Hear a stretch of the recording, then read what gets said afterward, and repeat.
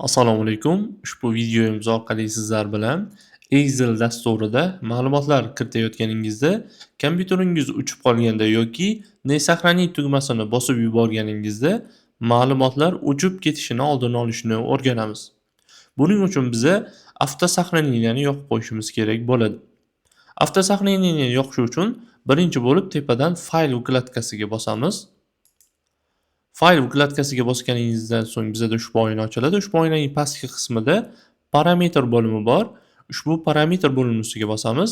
Bizada parametr oynasi ochiladi. Ushbu oynadan pastdan сохранение bo'limiga o'tasiz. Сохранение bo'limiga o'tganingizdan so'ng o'ng tomonda avtosохранение каждый sizda 10 minut turgan bo'ladi. Shu 10 minutni o'chirasiz va 1 minutga qo'yasiz va pastdan ok tugmasini bosasiz. Endi Excel dasturiga har qanday ma'lumot kiritishingizdan qat'iy nazar, Excel dasturi 1 minut o'tib o'zi faylni сохранить qilib boradi.